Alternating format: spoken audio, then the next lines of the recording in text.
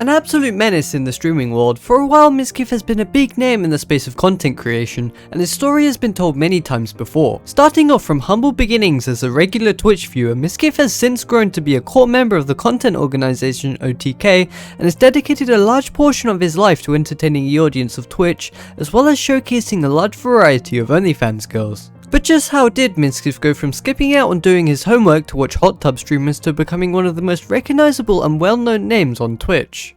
Hello world, my name is Harmless, and in today's video we're going to be answering the question of just who is Mizkif. Matthew Mizkif Ronaldo's story started on the 16th of February 1995 in Montclair, New Jersey. His nickname Mizkif originated from his days of playing World of Warcraft, where his friends in school would give him the nickname Mizkid, and when he tried to input that into one of his characters, he accidentally hit the F key, creating Mizkif. He grew up with both an older brother and older sister, and from a young age, Mizkif would always love to be at the center of attention, even to the point where at the age of 12 he would search up on Google, "What is the point in life if you're not famous?" This was very obvious to anyone who knew Mizkif, and he would strive to be the class clown, constantly causing a distraction and constantly being kicked out of his lessons. One very big cause of this was his severe ADHD, and in order to help him with his learning, he would be prescribed with the drug Adderall. With the help of this new medication, he would work his way through his schooling years, eventually earning a degree in finance, and was on track to join one of the largest financing companies in the world, Vanguard, in a program which was called the Flagship Program. Right before he would begin this program would begin a series of events that would change the course of his life forever. First, he took a trip over to Wildwood and fell asleep for over 24 hours. The next day he would head over to the beach with some friends, and on the way back in the car his arm would begin to go completely numb. One of his friends, who was an EMT, recognized this and he thought that Mizkif was fine.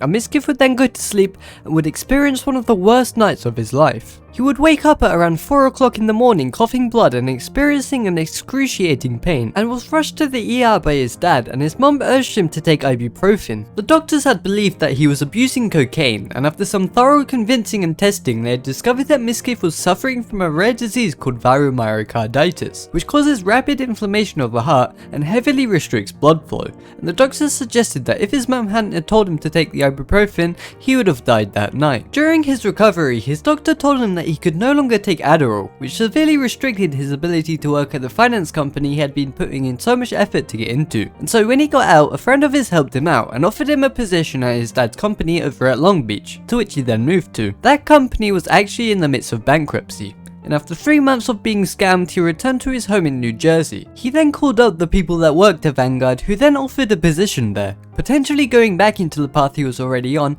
as if his near-death experience never happened.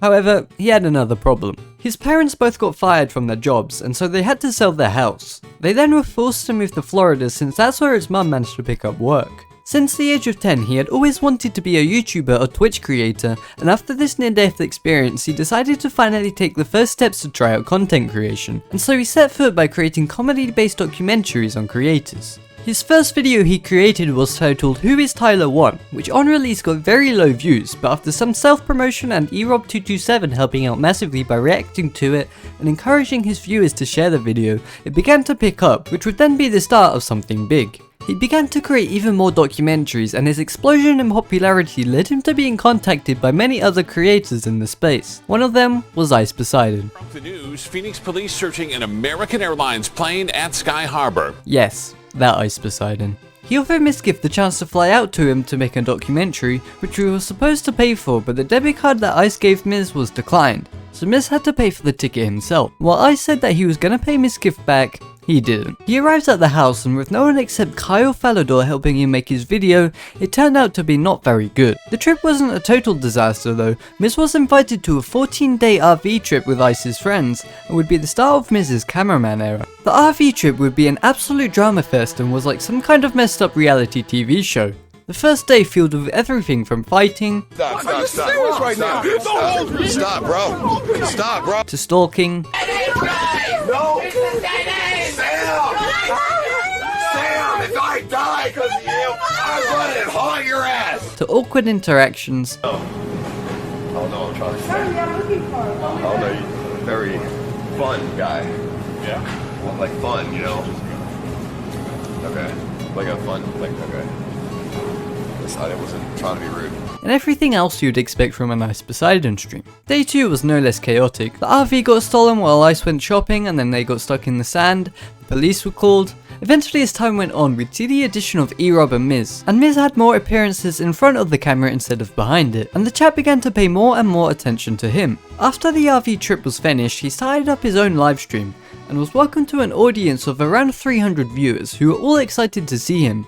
But as expected, his audience would rapidly decline. With the help of a couple of his friends though, his community began to grow. He reached out to Moxie and the pair played Blackout on stream and would become very good friends. His mum told him to go back to school to complete his masters, so he had to return to Jersey. He then managed to afford his own apartment where he'd begin to go insane, like literally insane, and he was once kidnapped and dragged into a mental hospital after having a panic attack as a result of taking one too many gummies. Maya, who was a girl Miz found whilst browsing the just chatting category and became good friends with, flew all the way over to see Miz in hospital. This was around the same time he started to get closer with the livestream fails Bird Girl, who had recently exploded in popularity after rehabilitating a red-tailed hawk named Bean, and the two would soon start to date. His collaboration portfolio expanded at a rapid pace. He streamed with a large number of other Twitch stars that he once watched, like Rekful, Soda, Trainwrecks TV, all creators he used to be a fan of. Soon after, Mizkif and the community were presented with a gift from Maya, Dido. His social nature would soon bring him a ban as Esfand and Miz attended PAX East and Mizkif ran into cosplayer Jenna Lynn, and after a brief interaction both Miz and Esfand were banned for 7 days. Miz was also beginning to show his generous side, from helping out smaller streamers to donating to charities. Even though he may be an E-Rob leech, Mizkif is actually a great guy who cares a lot about his friends. Sometimes maybe too much for his own good. After a while, Miz decided to move over to Texas to avoid taxes along with some of his closer friends. A couple of those friends, specifically Rich Campbell, Asmongold and Esfand, came together as a wish to work with each other to create a new gaming organization, which they called One True King. Mizkif was invited alongside Tips Out. Mizkif has since continued to expand his number of collaborations as well as the number of boxes he owns, and has hosted many events for both charity and for OTK.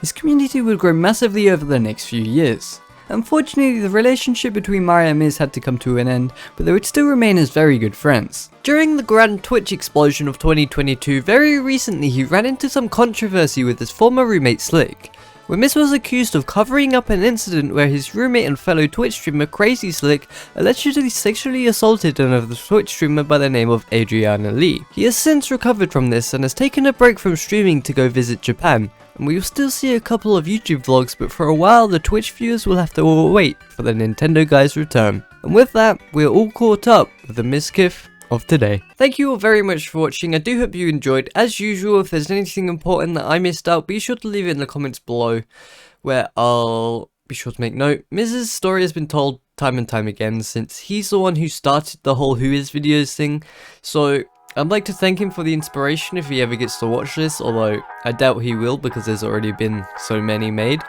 But anyway, this has been a super long outro already, so thank you again so much for watching. Don't forget to leave a like, subscribe if you'd like to see more.